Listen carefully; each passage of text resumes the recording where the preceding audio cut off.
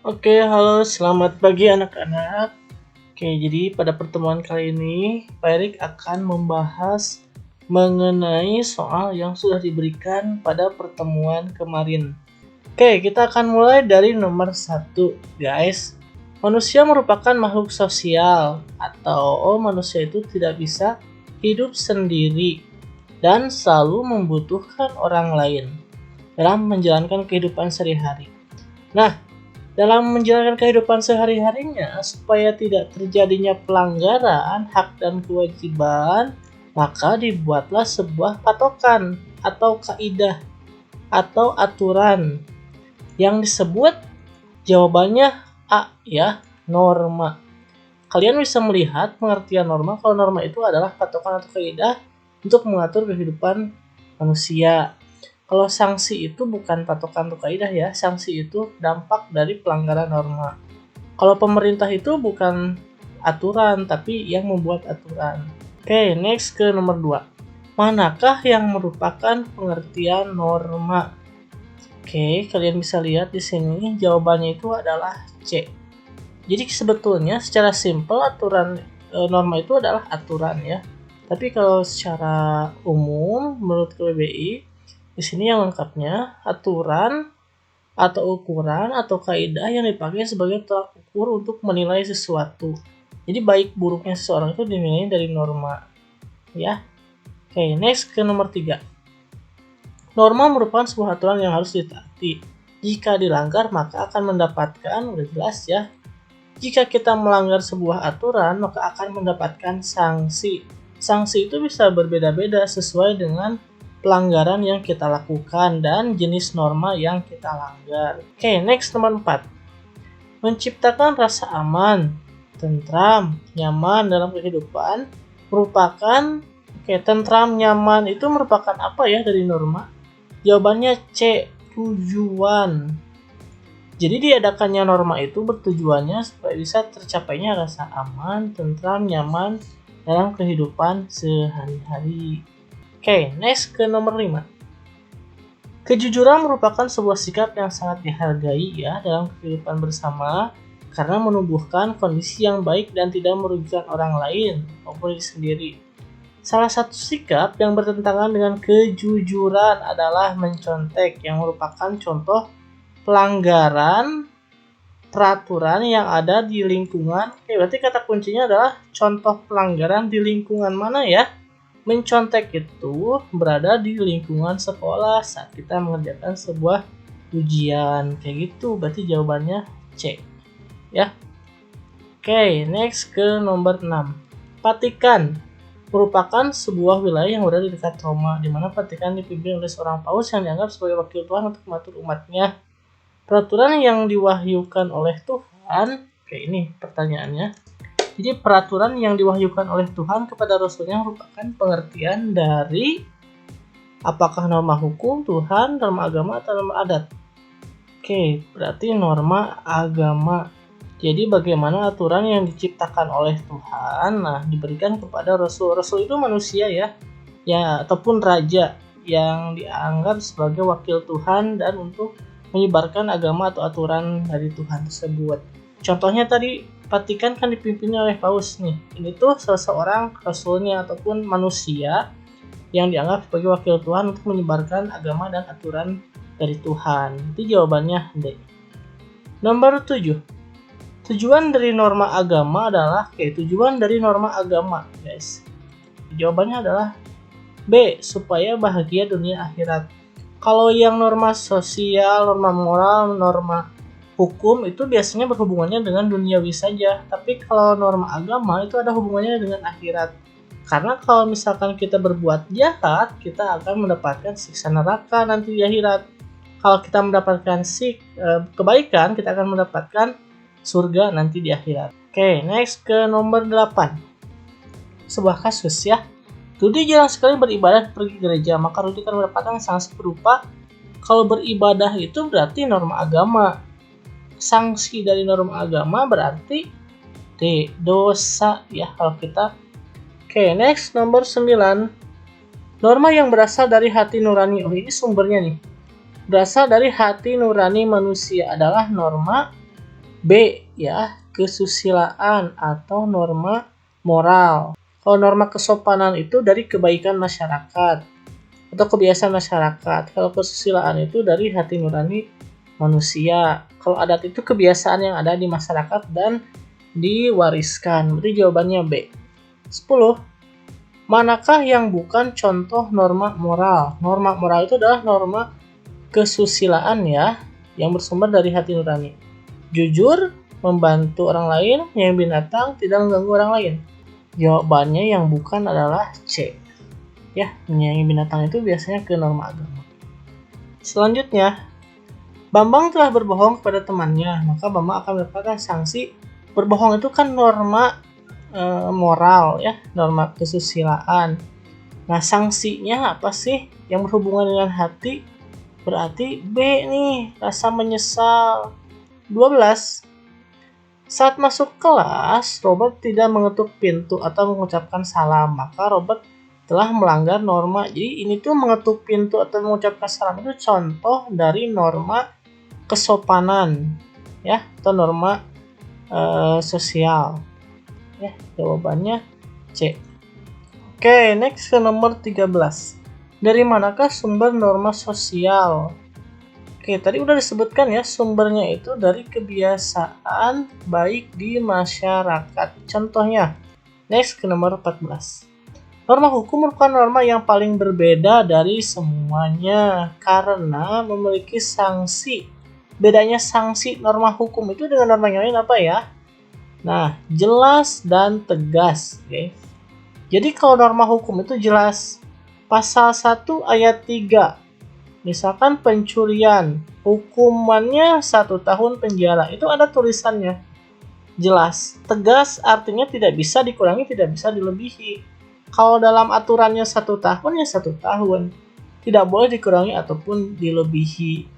Itu ya perbedaannya dengan norma yang lain. Oke. Selanjutnya nomor 15. Saat berkendara, Dadan tidak membawa SIM, maka Dadan akan mendapatkan sanksi berupa tidak membawa SIM itu adalah merupakan contoh pelanggaran norma hukum. Norma hukum itu sanksinya ada beberapa. Ada yang pertama itu denda, yang kedua itu penjara, yang ketiga itu hukuman mati. Kalau tidak membawa SIM, sanksinya apa ya dalam norma hukum? Apakah dipenjara? Apakah hukuman mati? Oh tidak. Kalau kita tidak membawa SIM saat berkendara, sanksinya itu adalah denda, tilang. Kalau kalian pernah melihat orang yang ditilang di jalan, nah itu mereka nggak akan dipenjara, guys. Mereka hanya akan dikenakan sanksi berupa denda. Contohnya, Pak Erik kemarin lupa bawa STNK. STNK itu surat kendaraan. Ya, Pak Erik malah bawa STNK motor yang orang tua Pak Erik salah bawa. Pas ada razia, kena deh Pak Erik tilang. Nah, Pak Erik itu dikenakan tilang senilai 200.000 kalau Pak Erik ya kemarin. Oke, jadi jawabannya adalah denda. Kalau merampok, mencuri, membunuh, nah itu biasanya dipenjara. Kalau yang hukuman mati apa? Hukuman mati itu yang kejahatan yang berupa kejahatan genosida atau kejahatan yang luar biasa. Contohnya terorisme, pembunuhan berantai dan berencana, itu ke hukuman mati.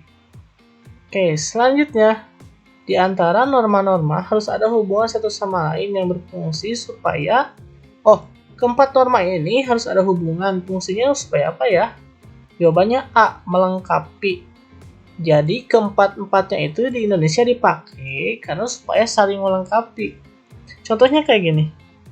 Kita itu kalau berkendara itu kan harus hati-hati ya, harus pakai helm. Nah, di dalam norma agama itu tidak diatur kita harus menggunakan helm, maka dibuatlah aturannya dalam norma hukum. Kemudian, kalau kita membuat undang-undang sampai ngetuk pintu, sampai salam, sampai menyapa, sampai nyontek dituliskan dalam kitab undang-undang, berapa tebal hukum di Indonesia bukunya. Nah, supaya sering melengkapi adalah dan diberlakukanlah norma sosial kayak gitu ya. Paham? Jadi untuk saling melengkapi. Selanjutnya, warga RT 2 bisa biasa melakukan bersih-bersih jalan dan dilakukan terus-menerus setiap minggunya. Sikap warga RT 2 tersebut mencerminkan contoh dari kebiasaan. Kalau budaya, nah itu tuh kebiasaan yang dilakukan secara berulang-ulang dan bersikap positif. Budaya sama adat istiadat itu mirip-mirip nih. Budaya sama adat itu.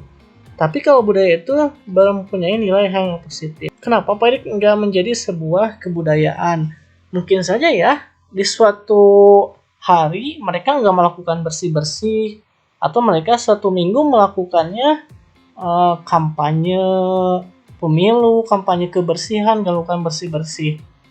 Nah, sedangkan kalau budaya itu selalu dilakukannya wajib ya terus-menerus. Kalau adat istiadat itu kebiasaan yang dilakukan terus-menerus atau kebiasaan nih yang ini adat istiadat itu. Tapi diwariskan. Di kebiasaan yang selalu diwariskan kepada keturunan itu perbedaannya ya antara adat, budaya, dan kebiasaan. Jadi kalau yang simple itu kebiasaan. Maju ke adat. Adat itu baik bisa buruk. Contohnya ada yang atau memotong ibu jari. Kalau budaya itu hal-hal yang bersifatnya positif kayak gitu, tari-tarian kayak gitu ya. Oke, berarti jawabannya adalah C, kebiasaan. Next, ke-18. Ciri dari adat istiadat adalah tadi udah jelaskan ya, turun temurun guys. Jadi diwariskan. 19. Nah, ini contoh nih di Papua. Di Papua itu dapat suku yang memiliki kebiasaan memotong jari tangan jika ada keluarga yang meninggal. Kebiasaan tersebut diwariskan kepada turun, berarti contohnya adalah adat istiadat. Sebetulnya ya kenapa ini disebut tidak baik, karena memotong jarinya nih kayak gini. Tapi itu sebuah kebiasaan yang diwariskan kepada keturunannya. Kalau ada yang meninggal itu harus memotong satu jarinya. Oke, selanjutnya ini kalian harus mempunyai sikap atau menentukan sebuah pilihan. Suatu hari saya sedang berjalan nih, buru-buru ke sekolah karena akan ada UTS. Saat tiba di dekat jalan, saya melihat nenek mau gelisah nih, mau nyebrang. Apa sih yang harus kalian lakukan? Apakah membiarkannya, karena nanti juga akan ada yang menolong ya, yang lebih dewasa. Atau mencari bantuan dulu nih, karena kita gak mungkin membantu. Kemudian kalau udah pasti ada yang membantu, kita pergi ke sekolah. Atau kita menolong nenek tersebut secara cepat, kemudian setelah itu lari secepat mungkin ke sekolah. Lalu dia menolong nenek tersebut, kemudian menjelaskan kepada pihak sekolah atas keterlambatan. Jadi jawabannya semuanya hampir baik ya, hampir benar. Tapi yang paling betul itu adalah D, guys. Kenapa D? Coba kita lihat. Kita itu menolong nenek tersebut. Jadi kita tidak egois. Kemudian menjelaskan kepada pihak sekolah atas keterlambatan kita. Kita itu mempunyai konsekuensi. Gak apa-apa, kita terlambat juga karena kita sudah menolong seseorang kayak gitu. Ya. Kenapa kalau ini yang A salah? Karena membiarkan. Kita itu menolong itu harus ya, tidak boleh membiarkan. Yang B kenapa salah? Mencari bantuan. Kenapa kita harus mencari bantuan? Sama-sama telat ya. Kita bantu aja harusnya. Nah ini yang C nih. Menolong nenek tersebut. Kenapa Pak kita nggak menolong nenek terus kita lari secepat mungkin? Menolong nenek secara cepat. Gimana kalau kita sembrono terus tertabrak? Bukan telat lagi, kita gak nyampe ke sekolah. Kemudian setelah itu lari secepat mungkin. Ini hal yang tidak baik nih. Ya, seperti ini. Jadi kita itu harus bisa hati-hati. Keselamatan hal yang utama. Itu ya. Jadi jawabannya adalah D. Menolong nenek tersebut. Nah nanti kalau kita sampai sekolah, kita jelaskan bahwa kita tuh menolong nenek yang mau nyebrang terlebih dahulu. Tuh ya. Oke, itu untuk pembahasan soal. Kemungkinan ini akan muncul di PAS nanti, karena PAS itu kan 3 bab ya. Jadi untuk norma mungkin ini pertanyaan-pertanyaan yang inti. Oke, thank you anak-anak atas perhatiannya. Semoga kalian bisa memahami pembahasan ini. Dan next time kita lanjut ke bab 3. Thank you.